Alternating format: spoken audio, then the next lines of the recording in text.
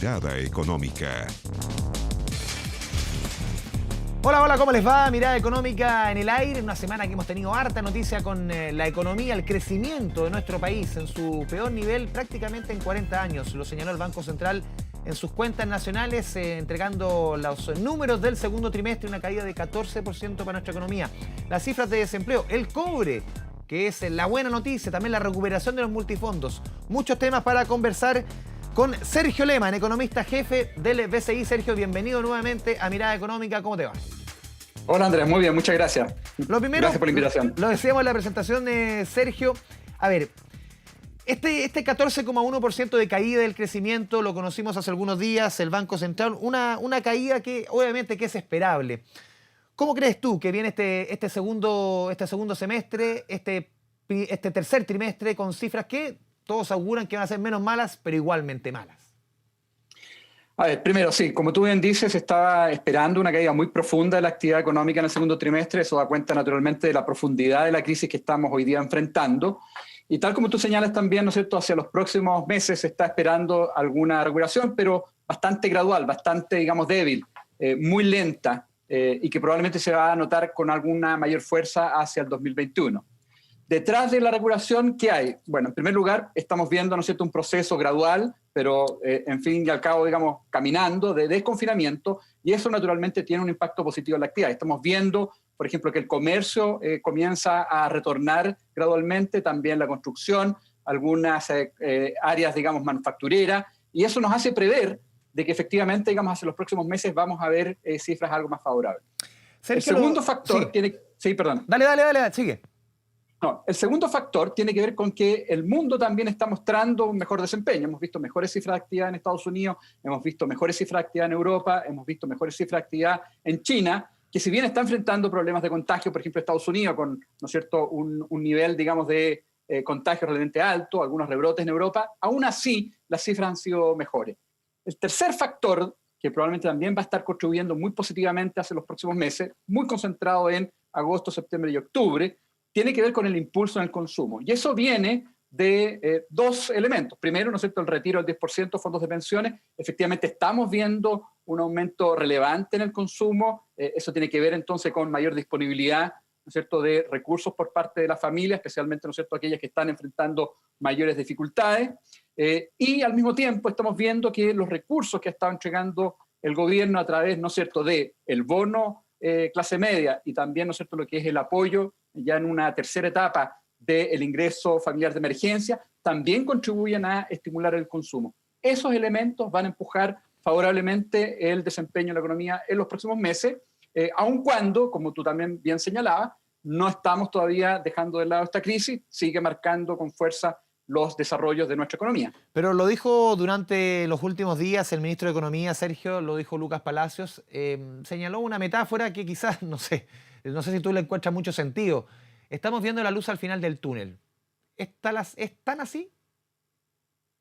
Estamos viendo o vamos a ver alguna mejora, pero probablemente todavía queda un rato largo, digamos, de crisis. Es decir, vamos a tener mejores meses, ¿no es cierto? Incluso podrían ser cercanos a cero, variación en 12 meses, actividad económica, pero vamos a terminar el año con una cifra de caída muy importante, digamos. Nuestra proyección en particular apunta a una caída del PIB cercana al 6%, 5,6%, digamos, para ser muy puntual.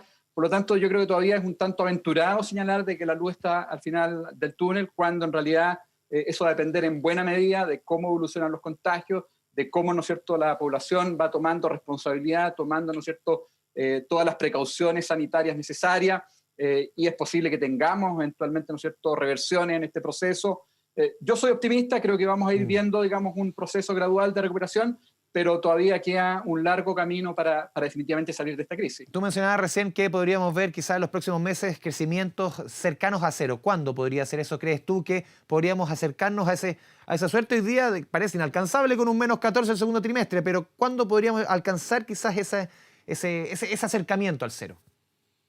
Ahora, ojo, que eso va a ser bien transitorio, digamos, va a responder probablemente a agosto, septiembre, octubre, después vamos a volver a cifras negativas. Esto tiene que ver con el impulso en el consumo, tiene que ver, ¿no es cierto?, con el mayor actividad comercial. Por lo tanto, yo más bien tomaría cierta cautela y diría que eso es una señal, digamos, puntual, porque en realidad estructuralmente todavía, ¿no es cierto?, estamos enfrentando serias dificultades, digamos, el sector manufacturero golpeado, el sector construcción muy golpeado, el comercio va a demorar mucho, digamos, en ir saliendo, y para qué hablar, ¿no es cierto?, del turismo, que claramente también muy golpeado por la crisis, va a tardar todavía muchos meses, digamos, para poder empezar a ver ya señales más claras de reactivación. Sergio, fue muy criticado al principio, sobre todo del mundo económico, del mundo más técnico, esta decisión del Congreso, del mundo político, de autorizar el retiro del 10% de los fondos previsionales. Pero estamos viendo en la práctica que está significando un fuerte impulso para la economía, y tú lo mencionabas justamente en los números que exponías. ¿Cómo ves esta suerte de dicotomía de un mundo económico que criticaba mucho esta medida, pero a la larga está sirviendo de impulso? Ojo, yo creo que no hay que confundirse, Ya. y ahí creo que ser bien claro, desde el punto de vista técnico, fue una muy mala decisión, digamos. Primero, porque comprometió recursos, ¿no es cierto?, relativos a las pensiones, por lo tanto vamos a tener dificultades hacia el futuro, va a tener que probablemente requerirse mayor apoyo de parte del fisco de manera de alcanzar pensiones mínimas. También, ¿no es cierto?, es regresivo desde el punto de vista distributivo, se está favoreciendo a un segmento de la población que no necesitaba apoyo, y estamos hablando de importantes recursos. Y en tercer lugar, está de alguna manera también debilitando nuestra institucionalidad. Esos factores creo que de alguna manera son de forma absolutamente inequívoca malos desde el punto de vista, ¿no es cierto?, de la actividad. Es cierto que en el corto plazo van a generar un efecto positivo, estamos viendo, ¿no es cierto?, cifras en materia de consumo, probablemente, ¿no es cierto?, las vamos a ver reflejadas en las cifras de agosto positivas, pero hacia el mediano y largo plazo la señal que se entregó no es favorable, y de hecho estamos previendo que la recuperación de la actividad económica hacia el 2021 va a ser más débil de la que estábamos previendo, y eso tiene que ver con que de alguna manera se generó, digamos, un impacto negativo en la confianza, vimos un debilitamiento de nuestra institucionalidad, y eso va a tener un impacto especialmente, digamos, en la inversión privada hacia el próximo año. Y de hecho, eso también nos lleva a prever que el crecimiento potencial, tendencial, de largo plazo, como uno quiera llamarlo, de la economía chilena va a ser más bajo. Yo creo que es necesario más bien retomar los consensos, escuchar más a los técnicos, tomar medidas bien fundamentadas, porque esa es la manera, en definitiva, para poder efectivamente ir avanzando a pasos más firmes. De acuerdo a tus cálculos, Sergio, ¿hasta cuándo podría durar este impulso que está significando el 10%? Algunos han dicho agosto, septiembre, más o menos hasta ahí nomás, una suerte de veranito San Juan, se abren un poco las nubes para que entre el brillo del sol. ¿Va a ser esos 2 meses? ¿Tú crees que va a durar un poco más? ¿Cómo lo ves?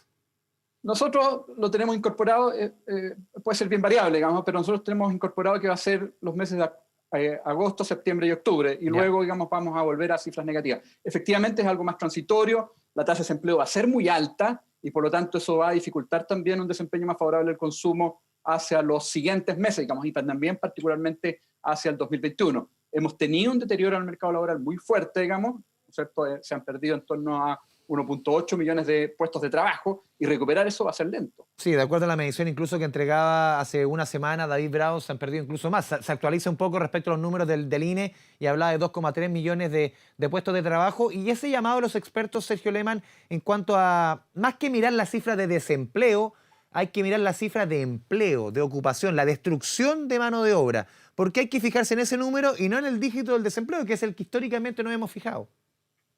Efectivamente hay que mirar el empleo, porque la tasa de desempleo siempre, digamos, aparece algo distorsionada, y particularmente en esta coyuntura. ¿Y por qué?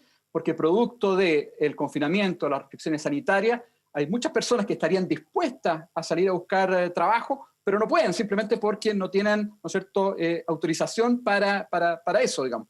Por lo tanto, hoy día la tasa de participación de trabajadores en la fuerza de trabajo es históricamente el mínimo, en torno al 52%, cuando lo normal es que esté en torno al 62%. ¿Qué es eso? Es cuánto de las personas están trabajando, están buscando trabajo respecto, digamos, al universo de potenciales, ¿no es cierto?, trabajadores. Esa tasa está a niveles muy bajos, pero en la medida que la economía se vaya reabriendo, en la medida entonces que aquellos que han perdido su trabajo busquen nuevas oportunidades, eso se va a ir normalizando, y por lo tanto vamos a comenzar a ver muy pronto, ¿no es cierto?, una tasa de desempleo que claramente va a ser mucho más alta de la que estamos hoy día registrando. Y en ese contexto, ¿cómo ves tú las medidas que anunció y que ha estado anunciando la autoridad, el presidente, los ministros sectoriales, respecto al subsidio a la mano de obra, a estos planes del Estado que le echa benzina de alguna forma a la economía para contratar directamente en obras públicas? ¿Cómo ves tú ese paquete? ¿Es suficiente?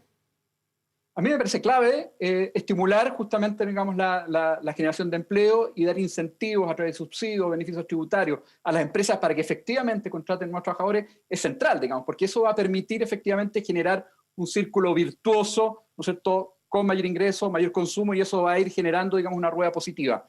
A mí me parece esencial, inversión pública es clave porque además es muy intensivo en mano de obra. Por lo tanto, ahí el gran desafío que tenemos como país, digamos, es que efectivamente se logre ejecutar eso. Hemos sabido, ¿no es cierto?, hemos visto, ¿no es cierto?, en el pasado dificultades, digamos, en términos, ¿no es cierto?, de echar a andar el engranaje, a simplificar la burocracia. Creo que aquí el desafío es justamente tener esa capacidad de gestión de manera de efectivamente llevar a cabo este ambicioso plan de inversión pública, que es un monto muy relevante, y que si se lleva a cabo efectivamente va a lograr, ¿no es cierto?, romper, digamos, este dinamismo muy débil, digamos, y dar algún mayor aceleración a la economía hacia los siguientes trimestres, digamos, pensando probablemente en el 2021 y tal vez con un poquito más de fuerza hacia el 2022, pero es un gran desafío.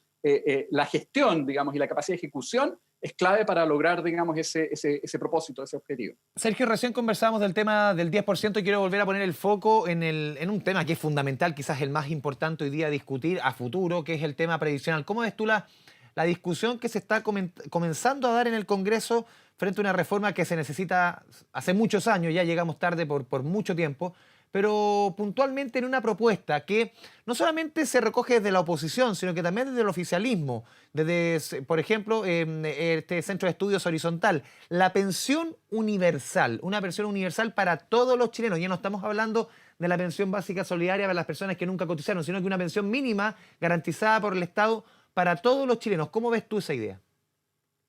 A ver, yo creo que, coincidiendo contigo, estamos bastante atrasados, digamos, en esta discusión. Esta discusión la deberíamos haber tenido hace 10, 15 años atrás, pero bueno, es lo que hoy día enfrentamos y me parece urgente avanzar, ¿no es cierto?, en lo que a reforma de pensiones se refiere. A mí me parece que es importante, digamos, al menos, ¿no es cierto?, asegurar un nivel de pensión mínima más alto. Efectivamente, la evidencia muestra que en Chile la tasa de reemplazo, esto es, ¿no es cierto?, el monto de la jubilación versus el último ingreso o renta recibido por el trabajador es muy baja, digamos, en torno al 40%, incluso algo bajo eso, mientras que el estándar internacional está en torno al 60%. Por lo tanto, a mí me parece esencial elevar al menos, ¿no es cierto?, lo que es, primero, digamos, estas pensiones mínimas, segundo, digamos, la pensión promedio, de manera efectivamente garantizar un mejor pasar al momento de jubilarnos. Yo creo que hay distintas fórmulas, digamos, para abordar eso. Creo que esa es una válida, por cierto, digamos, pero creo que es importante entender que el promedio en general, ¿no es cierto?, las pensiones tiene que subir de manera de alcanzar estándares internacionales y estar más asociado, más alineado con lo que es nuestra realidad en materia de ingreso y desarrollo. Yo creo que tenemos un desafío importante. Sergio, hay una discusión respecto, por ejemplo, a cómo se financia eso.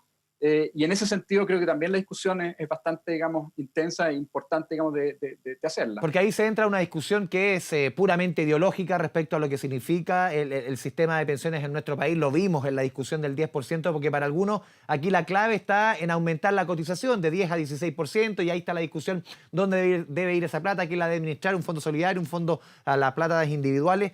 Pero también está el otro lado, quienes dicen, a ver, sube la tasa de cotización, pero ojo, también otro, lo que yo te decía, proponen esta pensión básica universal, que al final, esto se hubiera propuesto hace 10 años, una pensión universal, y quizás no hubiera tenido en el mundo técnico mayores, no hubiera sido recogido de mejor manera. Ahora uno piensa que por lo menos tiene más asidero, de acuerdo a cómo se ha dado la discusión, esta pensión universal.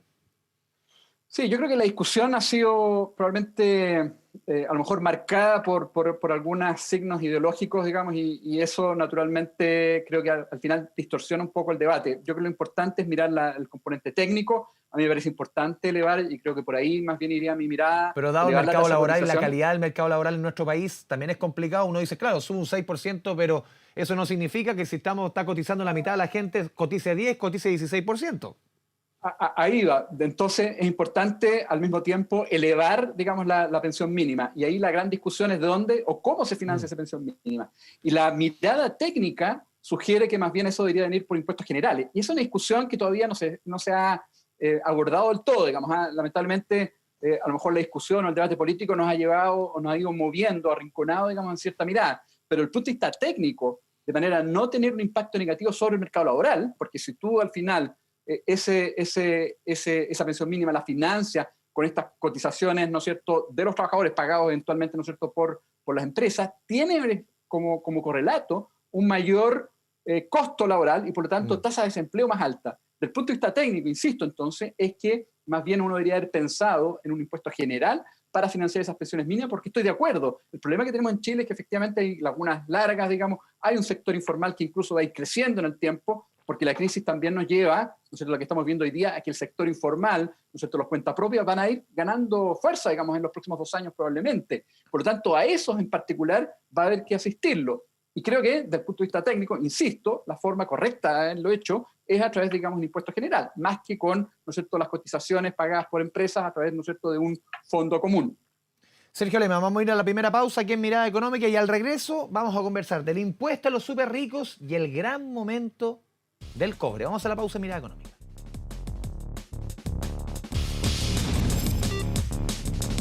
Mirada Económica. Seguimos en Mirada Económica, estamos conversando con el economista jefe del BCI, Sergio Lehmann. Sergio, lo decíamos antes de irnos a la pausa. Esta propuesta, esta discusión que se está teniendo en el Congreso, el impuesto a los súper ricos, ¿cómo lo ves tú? Y también la propuesta que ha presentado enfrente, o la idea que plantea el ministro Briones de eliminar ciertas exenciones a las personas más, o a las empresas o personas más pudientes, ciertas exenciones que no permitan al Estado recaudar cierto nivel de impuestos. ¿Cómo ves tú esa discusión? A ver, respecto al impuesto al súper rico, yo creo que es indudable que la evidencia internacional muestra que no es un impuesto que haya resultado efectivo. Se han implementado en algunos otros países, digamos, particularmente en Europa, y la verdad que después de un rato de mantenerlo, digamos, sobre la mesa, lo han retirado. Porque lo que muestra la evidencia es que esto más bien produce distorsiones, es muy difícil de fiscalizar, es muy fácil muchas veces, ¿no es cierto?, mantener esta riqueza en distintos tipos, digamos, de portafolios o formas de inversión, y eso hace muy dificultoso administrarlo, y la recaudación que en definitiva se alcanza con este impuesto, la verdad que es muy menor y más bien es distorsionador. Y más bien entonces podría llevar a que algunas, ¿no es cierto?, de estas personas busquen más bien colocar sus dineros en el exterior. Por lo tanto, en definitiva, lo que es la evidencia internacional muestra que este tipo de impuestos no funciona, es difícil de fiscalizar y por lo tanto, en definitiva, terminan siendo dejados de lado. Distinto, ¿no es cierto?, a la propuesta que hace el ministro Briones, y yo concuerdo, digamos, de que la presencia y la existencia, digamos, de exenciones tributarias, digamos, para algunos tipos, digamos, de productos, segmentos, no se condice, digamos, con lo que es, ¿no es cierto?, un funcionamiento mucho más justo, digamos. ¿Cuál puede recaudar más, por ejemplo, Sergio? Yo creo que no cabe duda que las exenciones, ¿no es cierto?, eliminar las exenciones es mucho más recaudador. La evidencia, como decía, digamos, desde el punto de vista del impuesto a los súper ricos, muestra que en definitiva se termina recaudando pocos recursos y por lo tanto claramente la receta va por otro lado. Porque quienes proponen la idea de los súper ricos, este impuesto, hablan de que se podría recaudar hasta 6.500 millones de dólares. ¿Tú dices que ese monto no se podría llegar o que incluso con las exenciones, se podría recaudar más dinero? Yo creo que las exenciones se podría recaudar más y segundo, ¿no es cierto?, yo creo que no se va a llegar a ese monto, digamos, por todos los problemas y las dificultades que presenta el tipo, digamos, de impuesto más bien relacionado con el súper rico. Además que genera distorsiones, digamos, porque al final eso también te va a generar, digamos, va a llevar a que haya salida de capitales, presión el tipo de cambio y el neto al final, digamos, el equilibrio, porque al final hay que mirarlo desde un punto de vista más general, va a ser sin duda, digamos, pernicioso. Sergio, también otro tema que ha acaparado parte de la discusión estos últimos días tiene relación con el precio del cobre. El precio del cobre que en el transcurso de la semana alcanzó su precio más alto en los últimos 2 años. Una buena noticia para la economía, obviamente, en días en que el fisco necesita de ingresos. ¿Cuánto se podría mantener esto en el tiempo? Yo creo que hay buenas señales desde el punto de vista de la actividad económica en el mundo, ¿no es cierto? Lo decíamos al comienzo, China está mostrando una recuperación y la evidencia está mostrando también importaciones de cobre chino creciendo con mucha fuerza. De hecho, el último dato apunta a un aumento en las importaciones chinas, mirado en 12 meses, en torno a 50-60%. ¿Qué nos está diciendo eso? Que, primero, digamos, las autoridades chinas están apostando por una recuperación de la inversión pública especialmente, que tiene con un componente de demanda de metales muy importante, y eso ha estado impulsando, ha estado sosteniendo el precio. Y segundo, y eso es más coyuntural, ¿no es cierto?, hemos visto una moderación en la oferta, una caída de hecho en la oferta, especialmente digamos de cobre peruano, derivado de la pandemia, digamos la crisis sanitaria. Hubo problemas de producción importantes, digamos, en Perú, distinto a nuestro caso. De hecho, en nuestro caso, más bien, la minería ha estado aportando positivamente en la actividad, pero eso ya está recuperándose. Pero junto con la recuperación de la oferta que vamos a ir viendo en los próximos meses, vamos a ir viendo también que la demanda va subiendo. Y eso va a permitir también, entonces, sostener, en nuestra mirada, por lo menos, un precio que va a estar en torno a $2.90 de aquí a fin de año y ligeramente sobre eso hacia el próximo año. El próximo año la economía global va a crecer con bastante fuerza. Las proyecciones que se tienen es que China en particular, después de crecer muy poco este año, en torno a 2%, el próximo año va a crecer más bien en torno al 8%. Estados Unidos también va a estar creciendo de manera relativamente saludable, lo mismo Europa, y eso va a permitir, en nuestra mirada por lo menos, prever que el precio del cobre se va a mantener en todos los niveles actuales durante al menos los próximos 12 meses. O sea, lo que tú mencionas de que se puede mantener en $2.90 de aquí a fin de año, habla que el precio promedio podría estar bastante más arriba de lo que proyecta, por ejemplo, la Dirección de Presupuesto, y eso significa que en términos de ingresos fiscales es muy generoso. O sea, cada centavo más de dólar que suba el precio promedio son $50 millones más o menos el cálculo que ingresa más al fisco. O sea, es una tremenda noticia para el fisco. Tremenda noticia para el fisco y muy bienvenida, entendiendo que los compromisos en materia de gasto, dado digamos, la pandemia, dado también los compromisos en materia de agenda social, son muy importantes, digamos, muy onerosos. Digamos. Los ingresos han caído producto digamos, de la caída de la actividad económica. Recordemos que el grueso de los ingresos del fisco vienen por recaudación tributaria. Y si la economía cae con mucha fuerza, como lo estamos viendo hasta ahora, naturalmente los ingresos del fisco por ese motivo caen con bastante fuerza. Esto tiende a aliviar las arcas fiscales y es una buena noticia también porque a nivel país el ingreso sube y eso también, ¿no es cierto?, contribuye a mejorar el dinamismo de la economía. Probablemente vamos a ir viendo mayores inversiones en el sector minero y eso tiene naturalmente también un impacto sobre el resto de los sectores muy positivo que naturalmente es muy bienvenido, digamos, especialmente, como decía, digamos, en una coyuntura tan compleja como la que estamos hoy día viviendo. Sergio Lehmann, te agradecemos este espacio que te has dado con Mirada Económica, Canal 24 Horas, para conversar sobre toda la coyuntura económica, un momento difícil, pero hay algunas luces, como por ejemplo significa el tema del cobre. Muchas gracias por tu presencia acá. Muchas gracias a ti, que estés muy bien. Chao, chao. Y a todos ustedes, muchas gracias por la sintonía aquí en Canal 24 Horas, Mirada Económica. Volvemos la próxima semana. Que le vaya bien.